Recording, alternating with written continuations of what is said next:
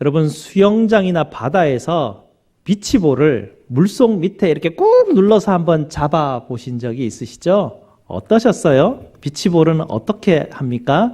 비치볼을 물속에 이렇게 눌러 놓으면 비치볼이 굉장히 무언가 이렇게 막 불안해 하는 것 같아요. 막 뭔가 이렇게 막 발버둥 치면서 어딘가로 향해 가려고 하는 그 방향이 있어요. 그래서 우리가 손을 놓으면 이 비치볼은 이때다 싶어서 물 위로 확 떠올라 가지고 물 위에 둥둥 떠다니면서 편안함을 추구합니다. 세상의 모든 만물은 자기 자리가 있어요. 자기 자리를 향해서 가기를 원하고요. 그 자리에 있을 때 편안하고 그 자리에 있을 때 아주 안정된 물질들을 우리가 볼 수 있게 됩니다. 우리 영혼의 자리는 어디에 있을까요? 우리의 영혼은 어디에 있을 때 가장 평안하고 가장 안식을 누릴 수 있을까요? 우리 영혼도요, 비치볼과 마찬가지로 어딘가로 막 향하고 싶어요. 막 누군가를 꼭 누르면 거기에 이렇게 막 눌려있고 싶지가 않아요. 뭔가로 막 향하고 싶어요. 그 향하고 싶은 그것을 향할 때 우리의 영혼이 편안하다라는 고백을 하신 이 놀라운 것을 처음으로 깨달아서 고백한 분이 한 분 계셔요. 성 어거스틴이라는 분인데요. 이분이 지금으로부터 한 1600년 전에 살아셨던 분이세요. 1600년 전에 이 놀라운 고백을 했는데요. 이분이 이런 고백을 했습니다. 한번 띄워봐 주시기 바랍니다.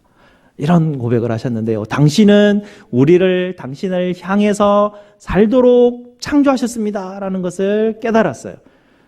이 어거스틴이 굉장히 거룩하신 분인데 하나님 앞에 회개하기 전에 좀 삶이 좀 엉망이었어요. 막 이단에도 가서 막 이단 종교도 빠지고요, 욕정에도 빠지고요, 막 여러 죄악들을 많이 빠져서 그 어머니가 정말 기도하던 아들이었습니다. 그 모든 것들을 경험하고 한번 깨달았던 게 저거예요. 바로 하나님이 우리를 하나님을 향해서 살도록 창조하셨습니다. 그렇게 하셨기 때문에 우리의 마음이 하나님 안에서 안식할 때까지 평안할 수 없습니다 라고 고백한 이 어거스틴의 이 고백이 1600년 동안 하나님의 사람들에게 우리의 영혼이 어디로 가야만 안식을 누릴 수 있는가라는 우리 영혼의 자리를 분명하게 고백하고 알게 하시는 분이 바로 이 어거스틴입니다. 사람의 마음을 하나님은 우리의 영혼이 하나님을 향하도록 만들어 주셨습니다. 그러니 우리 영혼의 안식할 자리는 하나님 안입니다. 그래서 우리의 이 영혼이 다른 곳을 향하고 있으면, 다른 곳에 있으면 발버둥 치면서 하나님을 향하려고 하는 것이 우리네 마음의 안식의 자리인 것입니다. 그러나 우리의 마음이 이 향하게 하는 나침판이 고장이 나버려가지고요, 우리의 마음이 갈 바를 알지 못하고 어디를 향할지 못하고 막 이 나침판이 막 요동을 치는 것이 우리의 현실입니다. 우리의 나침판, 우리의 영혼을 가리키는 나침판이 뭐냐 하면요, 우리 마음의 동기라고 볼 수 있죠. 우리의 마음의 갈망이라고 볼 수 있어요. 우리가 사랑하는 것이라고 볼 수 있어요. 우리의 마음이 막 향하는 곳이 있습니다. 그 향하는 그 나침판, 그것이 어디를 향하냐면 하나님을 향하고 있지 않고 그걸 어떤 신을 향해서 항상 요동치고 있습니다. 가장 많이 향하는 것이 바로 자신이라는 신이에요. 자기 자신의 만족함을 향하고 자기 자신의 어떤 그 열망들, 자기가 사랑하는 곳을 향해서 이 나침판이 고정돼서 그 방향으로 자꾸 우리를 몰아가려고 합니다. 예전에 타이타닉호가 침몰한 때가 있었습니다. 그 타이타닉호가 침몰하고 얼마 되지 않은 때였어요. 이 버지니아 해안가에 안개가 그날 끼었었는데요. 그날 증기선 2대가 그만 부딪히고 말았습니다. 그래서 41명이 조난을 당해서 죽는 정말 큰 참사가 일어났던 사건이 있었는데요. 그 사건을 재판정에서 조사를 하고 난 때 발견한 것이 무엇이냐면, 한쪽 배에 선장이 그 자기 나침판, 표준 자기 나침판이 있는데 그 표준 자기 나침판에서 2도를 벗어난 나침판을 그 배에 가지고 있었다고 합니다. 원래 그거는 계속 재조정을 해야만 하는데 1년 동안 이 선장이 한 번도 그 나침판을 재조정하지 않고 그대로 사용하였던 것입니다. 뭐 2도 정도야, 다들 이렇게 쓰고 있는데 라고 하면서 그 재조정하지 않은 나침판을 들고 그날 안개 낀 바다를 운행하러 나갔다가 이렇게 큰 참사를 당하고 말았습니다. 여러분, 우리의 영혼의 나침판은 어디를 향하고 있습니까? 우리의 영혼의 나침판이 향하고 있는 것이 어디일까요? 잘못된 곳을 향하고 가는 나침판을 들고 우리가 움직여 나간다면 우리의 영혼도 어떤 비극을 맞을지 우리는 알 수가 없습니다. 우리의 나침판은 고장나 있다라는 것을 여러분 우리가 깨달아야 합니다. 우리의 나침판은 항상 하나님을 향하지 않고 항상 나를 향하고 있어요. 항상 내가 원하는 것, 내가 만족하는 것, 거기에 우리의 나침판은 고정되어 있습니다. 그래서 우리의 마음의 중심이 다른 곳에 있지 않고 그냥 우리 자신 안에 우리의 마음의 중심의 주인이 나로 되어 있죠. 그래서 우리는 자기 자신을 위해서 이 땅을 살아가게 됩니다. 어떤 이유든 간에 결국은 따져보면 다 자기를 위하는 삶이에요. 자기 방식이 아니면 잘 용납할 수 없죠. 우리 그렇잖아요. 자기 방식이 아니면 다른 사람이 일하는 방식대로 보는 거 보면 다 마음에 안 들어요. 자기 마음에 꼭 마음에 드는 사람이 세상에 몇 없어요. 자기하고 비슷한 사람을 찾아야 되는데 그런 사람이 그닥 많지가 않아요. 그것도 보면 결국은 자기 마음에 맞느냐 안 맞느냐에 따라 있는 거예요. 결국 자기 중심인 것이죠. 자기 원하는 대로 아니면 잘 용납되어지지 않는 것이 우리네 마음의 영혼의 자세입니다. 그런 것을 보게 되면 우리의 영혼의 나침판은 자꾸 나를 향하는구나 라는 것을 알게 되죠. 우리 교회 공동체만 봐도 너무나 잘 이해할 수 있습니다. 일하는 방식, 말하는 방식, 심지어 우리가 무시 써는 방식조차도 다 다르잖아요. 모양도 다르고 자기 원하는 방법이 다 달라요. 그냥 자기 방식을 우리는 고집할 수밖에 없는 것이 우리네 영혼이 가리키고 있는 고장난 나침판을 가질 수밖에 없구나라는 것을 알게 되죠. 더 끔찍한 것은 무엇이냐면요. 예수 믿는 사람이 되었고 나는 예수 믿는 사람이 되었습니다라고 고백하는 데조차도 자기 세상이 살아가는 나의 세상의 방식에 그것을 나는 포기할 수 없습니다. 내 나침판의 방향은 나는 항상 나를 향해서 붙들고 살아가겠습니다. 라고 당당하게, 그것도 당당하게, 좀 이렇게 죄송하게 말하는 게 아니고요. 당당하게 말하고 다니는 우리 교회는 그런 분 없어요. 제가 들어보니까 다른 교회 보니까 그런 분들이 있다고 하는데 그런 분들도 있더라고요. 나를 즐겁게 해주는 것들, 나를 사랑하게 해주는 것들, 내가 사랑하고 만족하는 것들, 그런 것을 우리는 사랑하게 됩니다. 우리의 입맛을 즐겁게 해주지 않으면 금방 반응하죠. 네. 어떻게 할까요? 우리 삐뚤어진 우리의 영혼의 나침판을 어떻게 하면 우리는 재조정할 수 있을까요? 하나님이 우리에게 이렇게 영혼의 나침판을 재조정해 주시고 우리의 영혼이 쉴 수 있는 하나님의 안식처를 마련해 주는 곳, 그것이 바로 예배라는 곳입니다. 우리는 예배 공동체로 부름을 받았습니다. 우리가 예배라고 하는데요. 예배라고 하면 우리는 보통 이렇습니다. 내가 찬송을 드리고 내가 기도를 드리고 내가 말씀을 듣고 내가 헌금을 드리고 이런 우리의 부분들이 예배라고 하게 되죠. 그래서 우리는 예배 드릴 때 우리가 선호하는 것들이 있습니다. 내가 찬송을 드릴 때 찬송이 정말 멋지게 한번 하나님 앞에 정말 영광이 되는 그런 것을 찬송하기를 원합니다. 라는 그런 것들이 있어요. 한번 우리가 여행을 가고 큰 도시를 가고 한국에 정말 멋있는 예배당에 가서 한번 예배에 앉아 있어 보면요. 그 음악만으로도 압도가 돼가지고 와 이것이구나 이렇게 예배를 드려야 되는데 이 찬송을 하나님 앞에 드려야 되는데 라는 그런 감흥들이 우리에게 있습니다. 아마 내가 듣는 그 설교가 그걸 통해서 내가 정말 오늘 이번 한 주간 정말 붙들 수 있는 나를 위로하는 그런 어떤 설교를 좀 간절히 기다리게 되죠. 그러다 보니까 교회들이 그것을 제공해 주려고 합니다. 사람들에게 정말 하나님 사람들을 감동시키는 찬송을 준비하려고 하고 사람들에게 정말 은혜를 끼치고 감동을 주려고 하는 설교자를 찾게 되죠. 그리고 사람들이 지겹지 않도록 예배를 최대한 간소화하면서 밝고 아주 신나게 만들어 보려고 하는 경향들이 있습니다. 하지만 우리가 잘 알듯이 예배는 나를 위한 것이 아닙니다. 예배는 내가 느끼는 것을 만족하게 해주시는 것이 아니라는 것을 우리는 다 알고 있습니다. 하지만 우리의 마음은 그런 것을 향해서 찾아가고 있어요. 여러분, 마음에 감동을 원하시면 사실은 세상에 감동을 주고 영감을 주는 강의들이 굉장히 많습니다. 여러분, 세바시라고 혹시 들어보셨습니까? 10분 동안 하는 강의들. 그 테드라는 강의도 있어요. 그런 인터넷에 보면 그런 강의들이 굉장히 많은데요. 여러분 세바시나 이런 거 보면요, 마음에 감동이 막 와요. 막 듣고 있으면요, 와 정말 기가 막힌 메시지예요. 막 우리에게 영감을 줘요. 삶을 살아가는데 지혜를 주고요, 막 이렇게 감동을 주는 메시지들이 세바시에 굉장히 많아요. 테드에도 많고요. 아주 지적인 내용들과 우리 삶을 저렇게 살아가야 성공하는구나라는 굉장히 중요한 메시지들이 거기에서 나타납니다. 여러분 세상에 보면요, 요즘은 방탄소년단이란 들어보셨습니까? 방탄소년단이라는 그 청년들이 막 노래를 하면요, 세상의 사람들이 막 침울해 있고 힘들어 있다가 그 노래만 들으면 막 힘을 얻는데요. 막 위로를 받고 다시 살아갈 힘과 어떤 그 동기가 부여되는 어떤 그런 노래들이 있다고 합니다. 교회가 그런 메시지들과 그런 노래들과 경쟁이 될까요? 우리가 그런 곳을 향해서 그 사람들과 함께 경쟁을 한다면, 이 교회는 그렇게 메시지, 감동 주는 메시지, 그들과 함께 그런 정도로 우리가 줄 수 없을 것 같아요. 그들이 주는 것만큼 우리가 계속해서 할 수 있는 교회들이 과연 이 땅에 몇 교회나 될까? 그런 어떤 대규모의 소스들을 할 수 있는 그런 예배, 하나님 정말 그런 예배를 원하시는 것인가? 라는 것을 보게 되면 그렇지 않다라는 것이죠.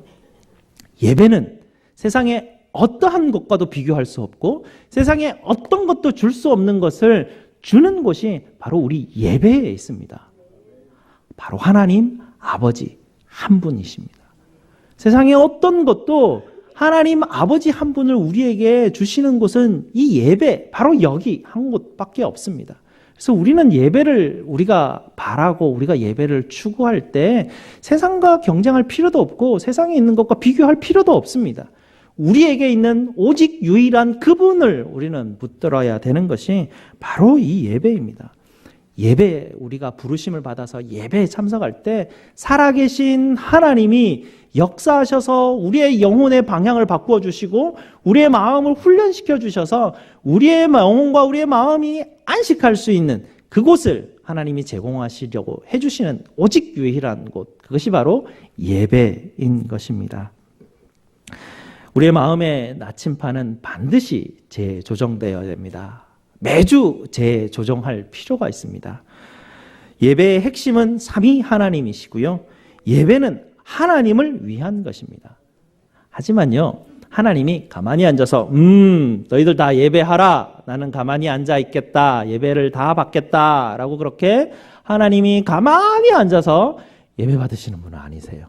하나님은 우리를 예배로 부르시고 예배 가운데 활동하셔요. 역사하신다는 말 있죠? 활동하신다는 얘기예요.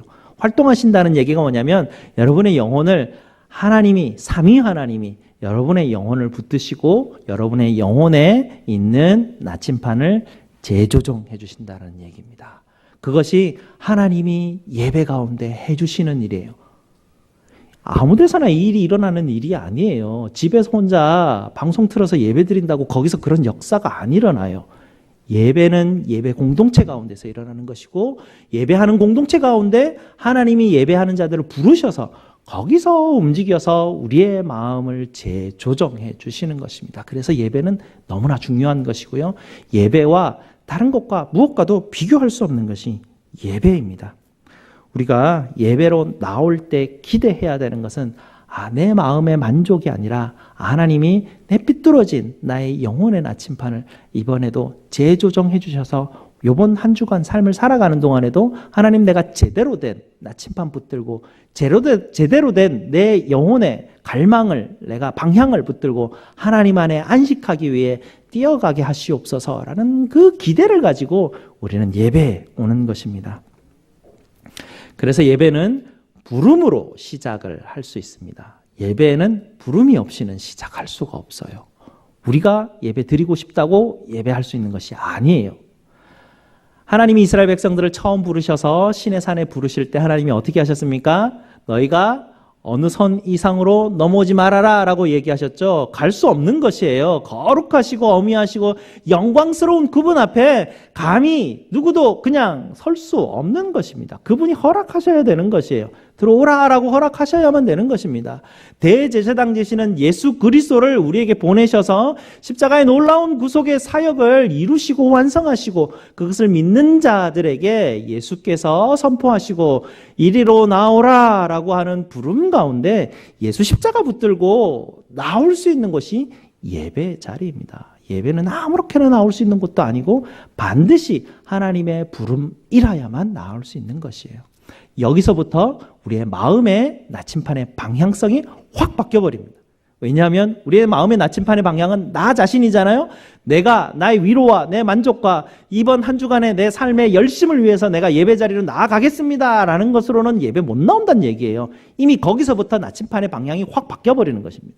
내 나침판의 방향이 이제는 나는 이거 쓸모없고 고장났으니까 하나님 바로잡아 주십시오라고 기대하는 마음으로 예배에 들어오도록 부르신다라는 것이죠. 그래서 예배 들어올 때 우리 십자가 보고 들어오는 것입니다. 십자가 보고 들어오면서 내가 예수님처럼 예수님이 죽으신 그곳에 나도 함께 죽은 자구나라고 내 나침판 버려두고 하나님이 주시는 영혼의 나침판을 붙들려고 들어오는 곳, 그것이 바로 예배입니다.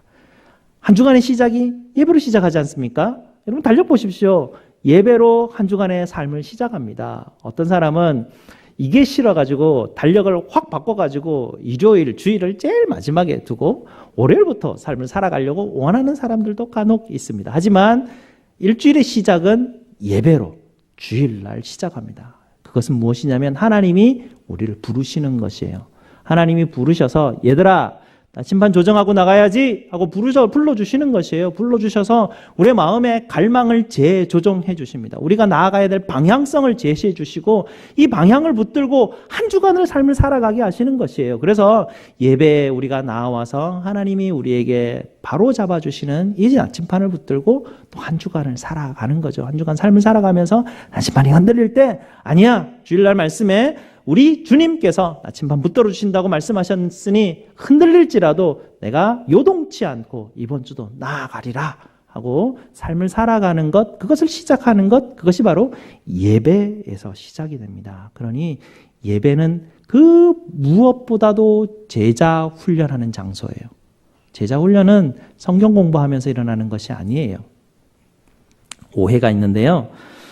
우리가 이전 번역 성경에는 이 본문에 읽을 때 어떻게 읽었냐면 신령과 진정으로 예배하는 자를 찾으신다. 이렇게 우리가 그 말씀 막 묵상하고 은혜 받고 살았습니다.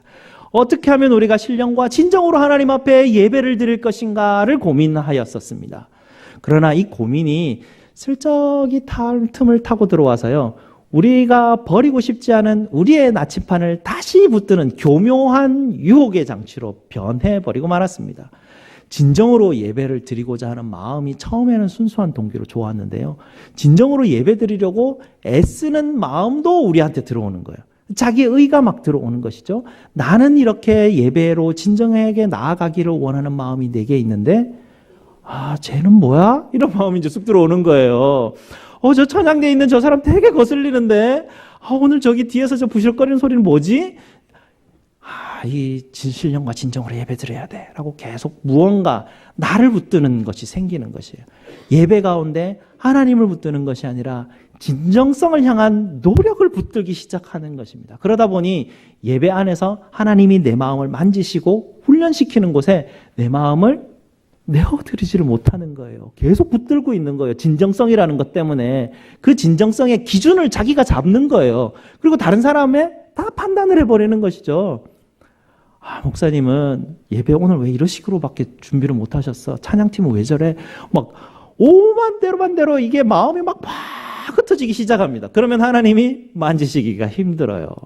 이 신령과 진정성에 대한 부분을 새로 번역이 되면서 어떻게 번역이 됐을까요? 영과 진리로 예배를 드립니다 라고 이렇게 번역이 됐습니다. 이렇게 번역이 되면서 진정한 예배인데 이거 뭐지? 번역이 잘못됐나? 이렇게 볼 수 있는데요. 예배는요, 이게 사마리아, 예루살렘 이런 게 중요한 게 아니란 얘기예요. 예배는 중요한 게 우리가 막 진정성 있게 드리고 어디서 드리고 어디가 중요하고 이런 기준이 중요한 게 아니라는 이야기입니다. 예배는 영과 진리로 예배 드린다는 얘기예요. 우리 안에 영과 진리가 있어요? 없어요. 우리는 예배 드릴 수 있는 게 하나도 없어요. 진정으로 뭔가 드릴 수 있는 게 없습니다. 우리 속에는.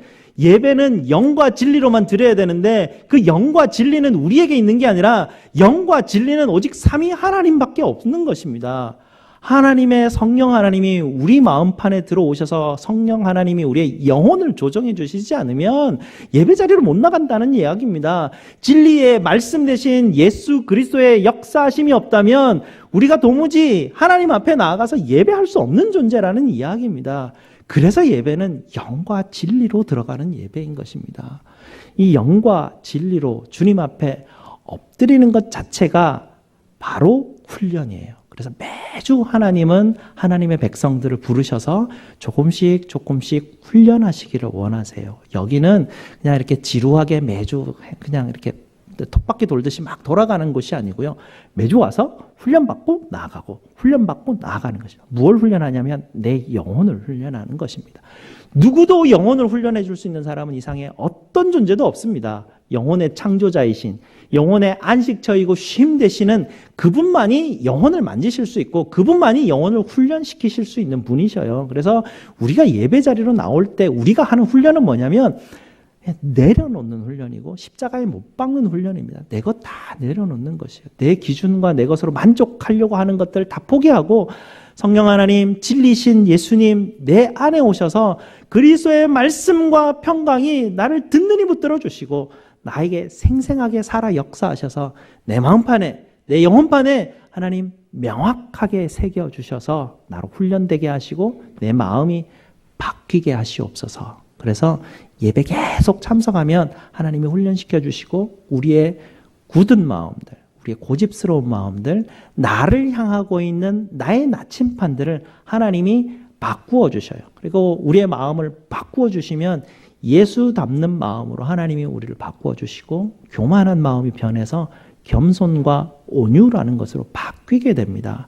그런 그 점점점 바뀌어가는 그 훈련의 장이 바로 이 예배의 장입니다. 그래서 예배는요, 너무나 하나님의 백성들에게 중요한 곳이고요. 이 중요한 곳 가운데 우리는 순종함으로 들어올 때 나를 내려놓고 십자가로 나오는 것입니다.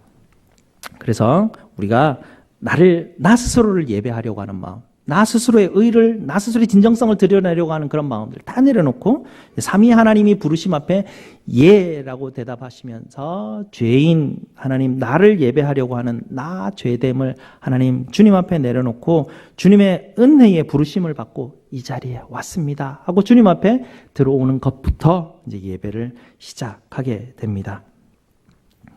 그래서 우리가 다음 주부터는 예배 순서, 우리 주보를 보면 예배 첫 시간에 임내송이라고 돼 있죠. 그 부분을 예배의 부름이라고 바꾸실 것입니다. 그래서 예배가 누가 불러서 오는 곳인지를 그것을 보면서 내가 오고 싶어 오는 곳이 아니라 대제사장 되시는 그분의 십자가의 은혜로 부름받아 내가 이 자리에 왔구나라는 것을 그걸 보면서 우리가 정문을 들어오고 앉아서 주님, 이 죄인이 자격 없지만 주님의 은혜로운 부르심 앞에 지금 나와왔습니다. 십자가의 은혜가 나를 덧입게 하소서라고 앉아서 우리가 준비하는 것이죠. 그럴 때 우리가 예배를 시작하면서 이렇게 시작할 것입니다. 한번 그 문구를 좀 보여주실 텐데요. 우리의 도움은 천지를 지으신 여호와의 이름에 있도다. 거기에요. 우리의 도움은 천지를 지으신 여호와의 이름에 있도다. 여호와의 이름을 부르면서 우리는 예배 자리로 나오는 것입니다. 딴 게 아니에요. 여호와의 이름에 부르는. 제가 선창을 할 텐데 여러분이 후창을 하고 예배로 들어갈 것입니다. 제가 이렇게 선창할 것입니다. 우리의 도움은 이라고 하면 여러분이 후창으로 천지를 지으신 여호와의 이름에 있도다 라고 여러분이 함께 후창해 주시면 됩니다. 오늘 한번 해보겠습니다. 우리의 도움은 그러고 나면 제가 고린도전서 1장 3절의 말씀으로 하나님을 대신하여서 여러분에게 하나님의 환영의 메시지를 제가 여러분에게 전달해 드릴 것입니다. 이런 메시지입니다. 하나님 우리 아버지와 주 예수 그리스도로부터 은혜와 평강이 있기를 원하노라. 하나님이 우리에게 허락하시는 은혜와 평강으로 예배는 시작하게 됩니다. 은혜와 평강 어디서 많이 들어본 것 같지 않습니까? 우리 목사님이 예배 마칠 때 하나님의 복을 선포합니다 라고 말하면서 늘 얘기하는 게 하나님의 얼굴빛이 우리를 향해서 은혜 부으시고 평강 부어주시기를 원하노라 하는 그 단어예요.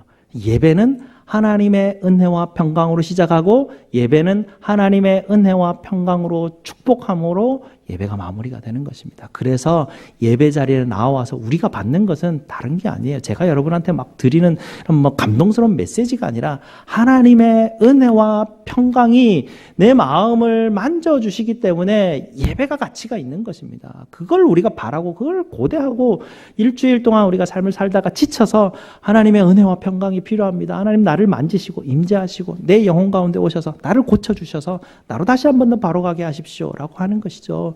저 고백이 있을 때 우리 마음에 기쁨이 오잖아요. 그래서 영광 찬송을 하나님 앞에 드립니다. 보통은 성가대가 하기도 하는데 우리가 함께 하기를 원합니다. 함께 하나님 앞에 영광 찬송을 드리게 되고요. 영광 찬송 드리고 난 이후에 우리 그 다음 장면 넘어가 주시면 글자가 조금씩 더 써 있는데요. 그 영광송을 부르고 나면 우리가 십계명을 함께 교독하려고 합니다. 여러분 우리가 함께 십계명을 교독하고 이전에 우리 전통 교회에서 우리 권사님들은 기억하실 텐데 예배에 항상 십계명을 함께 교독했었습니다. 십계명을 교독하고 십계명을 들으면서 한 주간의 삶을 돌아보는 시간이죠. 한 주간의 삶을 돌아보면서 하나님 저에게 이런 부족한 점, 이런 잘못된 점이 있습니다. 하나님 저를 살피시고 주님 죄를 주님 앞에 드리오니 하나님 우리의 죄를 주님 불쌍히 여기시고 받아주십시오라고 우리가 함께 통성으로 이제 그때 기도할 것입니다. 이제는 우리가 예배 시작할 때 통성으로 기도했는데 우리의 통성으로 기도함이 이제는 함께 우리의 죄를 돌아보면서 하나님 예배에 참석할 수 있도록 참여할 수 있도록 하나님 우리에게 십자가의 은혜를 부으십시오라는 그런 간절한 기도를 그때서야 드리게 될 것입니다. 그러고 나면 제가 그 죄 고백의 통성 기도가 끝나고 난 이후에 이렇게 선포할 것입니다. 우리를 위해서 죽으시고 다시 사신 우리 주 예수 그리스도께서 말씀하십니다. 나도 너를 정죄하지 아니하노니 가서 다시는 죄를 범하지 말라.